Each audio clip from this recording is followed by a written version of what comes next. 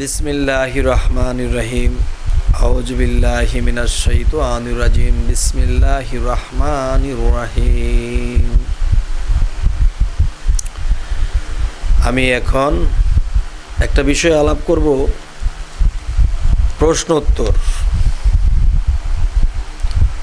প্রশ্নোত্তরটি হলো দিতে হবে।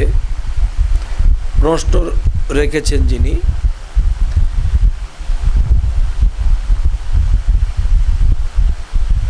যে আল্লাহ বলেছেন সকল মানুষকে আল্লাহ সমান দেখেন, কিন্তু দেখা যায় মানুষ তো সৃষ্টি করে আল্লাহ, তাহলে কারো চোখ নেই, পা নেই, কেউ অন্ধ, কেউ জ্ঞানহীন, কেউ বোবা, কথা বলতে পারে না। তাহলে আল্লাহ তো বলেছেন আমি কাউকে কম দেই না, আমি সকলকে সমান দেখি। তাহলে আল্লাহই তো মানুষ সৃষ্টি করে। তাই আল্লাহ যদি মানুষ সৃষ্টি করিয়া থাকে, তাহলে কেউ অন্ধ, বোবা, কালো জন্ম নিল, তাহলে আল্লাহর এই কথাটা তো বুঝতে পারলাম না।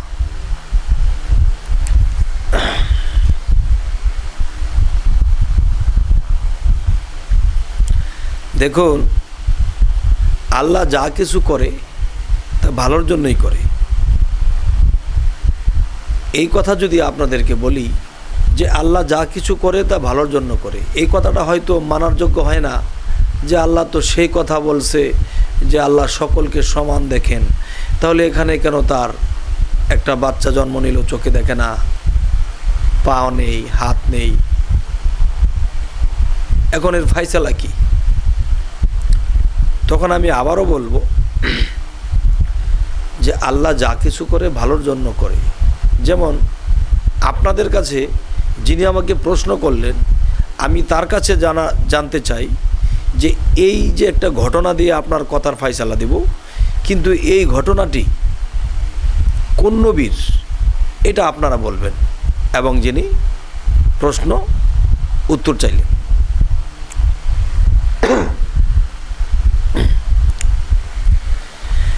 একদিন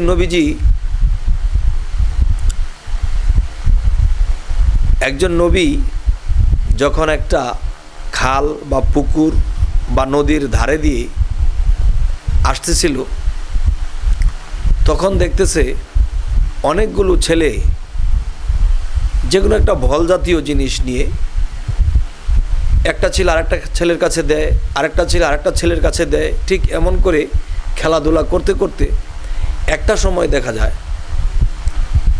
নদীর পাড়ে একটা ছেলে, তার পা নেই কোমর পর্যন্ত, এরপরে তার পায়ের অংশ নেই। তখন সে কি করবে? পানিতে নামতে পারে না, সাঁতরাইতে পারে না, বল খেলাইতে পারে না। তখন সে পানিতে থাপড়াইতে লাগলো। তো পানিতে থাপড়াইতে লাগলো, কিন্তু সে ইচ্ছা করলে বলটা নেওয়ার চেষ্টা করে, কিন্তু পারে না, হাঁটতে পারে না, পানিতে সাঁতরাইতে পারে না। তখন নবী বললেন, হে আল্লাহ, আপনার যে কি কাম, আপনার যে কি বিষয় মাথায় ধরে না, যে এতগুলো ছেলেকে তাদের হাত, পা, চোখ, নাক, কান সমস্ত কিছু দেওয়া হইল, কিন্তু একটা ছেলেকে দেওয়া হইল না, তার পা নেই, সে পানির কূলে বসে সে পানিগুলো থাপড়াচ্ছে, কিন্তু সে তার ইচ্ছা সে বল খেলবে, কিন্তু সে তো পারছে না। হে আল্লাহ, এ কেমন তোমার কাজ? তুমি তো সকল বাচ্চাকে সমান দেখলে না, একটা ছেলেকে তুমি এরকম পঙ্গু কেন বানায় রাখলা? তখন আল্লাহ থেকে জবাব আসলো, হে আমার নবী, আমি যা কিছু করি তা ভালোর জন্যই করি, আর আমি যা জানি তুমি তা জানো না। নবীজি বলতেছে, আমি জানি না, আপনি তো সব জানেন, কিন্তু একটা ছেলে এরকম কষ্ট করে, তারও তো একটা আনন্দ আছে, সে বল নিয়ে খেলবে না। আল্লাহ, তুমি তার হাত, পা সমস্ত কিছু ভালো করে দাও। তখন আল্লাহ বলতেছে, আমি যে তার হাত পা ভালো করে দেব, এই হাত পাও ভালো করে দেওয়ার পরে যদি কোনো কিছু হয় সেটার খেসারত কিন্তু তুমি দিবা। তখন নবী বলতেছে, এখানে খেসারতের কি আছে? একটা আনন্দের বিষয় যে ছেলেটা ভালো হয়ে যাবে, এটা আনন্দের বিষয়। ঠিক আছে, আল্লাহ বলতেছে ঠিক আছে ভালো করে দেব, কিন্তু পরবর্তীতে কোনো কিছু হলে সেটার খেসারত কিন্তু তোমারই দিতে হবে। তখন কি হলো, পরের দিন যখন নবী ওই নদীর পার দিয়ে হাঁটতে হাঁটতে আসতেছে, তখন দেখতেছে যে ছেলেগুলো উপর থেকে লাফ দেয়, কিন্তু সেই ছেলেগুলো আর ওঠে না। আরেকটা ছেলে লাফ দিল, সে পানির নিচে গেল, আর উঠলো না। আরও একটা ছেলে লাফ দিল, পানির নিচে গেল, উঠলো না। কিন্তু দেখে পানিগুলা রক্তে লাল হয়ে গেছে। তখন বলতেছে, হাই কি, কালকে না এই ছেলেটা পঙ্গু ছিল, পা ছিল না, এখন তো তার পা আছে, কিন্তু যারা লাফ দিল তারা আর উঠছে না কেন? তখন আল্লাহ কইতেছে, তুমি দেখো, যেই ছেলেটা পঙ্গু ছিল সেই ছেলেটাকে যখন ভালো করে দেওয়া হইল, সেই ছেলেটাই সারা রাত্র ভরিয়া বাঁশ, জংলা থেকে বাঁশ কেটে এনে বাঁশের আগাগুলো ধারালো করেছে এবং চোখ্খা চোখ্খা করিয়া করিয়া পানির একাত নিচে নিচে গাড়িয়া গাড়িয়া রাখছে।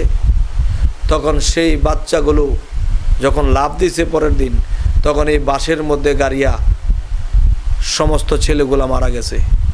এখন সেই যে ছেলেটা, সে এখন বল নিয়ে খেলতেছে, একা একা খেলতেছে।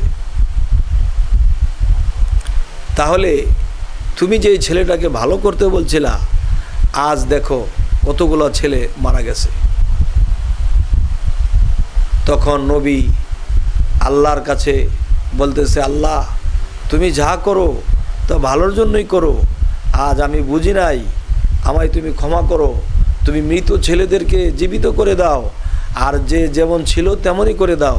আল্লাহ আমার ভুল হয়ে গেছে, আমি এরকম ভুল কাজ আর করব না, এরকম ভুল কথা আর বলবো না। হে জগৎবাসী, আল্লাহ যা কিছু করে তা ভালোর জন্য করে, আজ আমি শিক্ষা পাইলাম। হে জগৎবাসীরা, তোমাদেরকেও বলি, আল্লাহকে কখনো ভুল ধরতে যেও না। আল্লাহরে এই সৃষ্টিতে এই ভুল, এই সৃষ্টিতে এইটা, ওই সৃষ্টিতে ওটা সমস্যা, এই কথা কখনো বলো না। যদি ক্ষতিও হয় তবু বলো, আল্লাহ যা কিছু করে তা ভালোর জন্যই করে। হে জগৎবাসী, আমিও বলি একই কথা, আল্লাহকে কখনো পেঁচাতে যেও না। আল্লাহ যা কিছু করে ভালোর জন্যই করে। আমি আশা করব যিনি আমাকে এই প্রশ্নটি করলেন, এই প্রশ্নের উত্তরটা আমি দিতে পারলাম কি না, আশা করিতেছি যে আল্লাহর রহমতে আমি দিতে পেরেছি। আল্লাহ আমাদেরকে আরও সামনে এরকম কিছু বলার এবং এরকম প্রশ্ন করার তৌফিক দান করুন। আমিন। আল্লাহ হাফিজ।